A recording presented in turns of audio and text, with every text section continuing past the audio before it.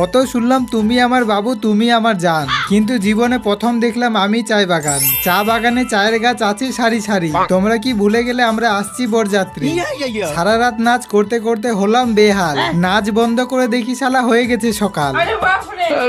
যারা আগের ভিডিওটা দেখেনি তাদেরকে বলে দিই, আমরা আসছি কাকুর বরযাত্রী ইসলামপুর কালনাগিনের কুন্ডরগাঁও। রাতের বেলা আসছি তাই সেরকম কিছু দেখতে পাইনি, কিন্তু যখন সকাল হলো চারিদিকে খালি চা বাগান আর চা বাগান। হাঁটতে গেলেও চা বাগানে, মুততে গেলেও চা বাগানে।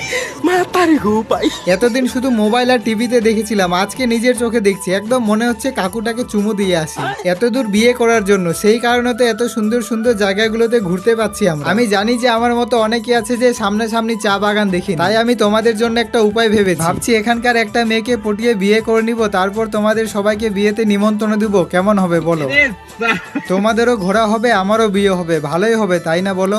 জায়গাগুলো দেখে শুধু আমার মনে সাইরি সাইরি আসছে। প্রেম প্রেম আমার দ্বারাই নাই হবে, মাথা যুব শক্তির টাকা ঢুকবে কবে? ওগুলো কথা বাদ দাও। চায় বাগানে ঘুরতে গিয়ে দেখতে পেলাম আরেকটা মেয়ে, আমাদেরকে দেখে পালিয়ে গেল ভয়ে। বাড়ি থেকে একটা সুন্দর মেয়ে বের হয়ে বলল এদিক থেকে ওইদিকে আছে আরো ভালো, মানে জায়গার কথা বললো। মেয়েটার কথা শুনে আমরা ওইদিকে ঘুরতেও গিয়েছিলাম, সত্যি খুব সুন্দর জায়গা ছিল। অনেক ঘোরাঘুরি করার পর এবার বিদায় হওয়ার পালা, কারণ দেরি করে বের হলে বাড়ি যাব সন্ধ্যাবেলা। এই গ্রাম থেকে আবার বরযাত্রী গিয়েছিল অন্য জায়গায়। এই গ্রামের নাম তো তোমাদের বলেছিলাম কুন্ডারগাঁও। সত্যি বলতে এই গ্রামটা আমাকে পার্সোনালি অনেক ভালো লেগেছে, আর যেই মেয়েটা আমাদেরকে ভালো জায়গায় দেখিয়েছিল তাকেও অনেক অনেক ধন্যবাদ। মেয়েটা না বললে হয়তো আমরা ওইদিকে যেতামও না, আর তোমাদেরকেও জায়গাগুলো দেখাতে পারতাম না, তাই মেয়েটার জন্য।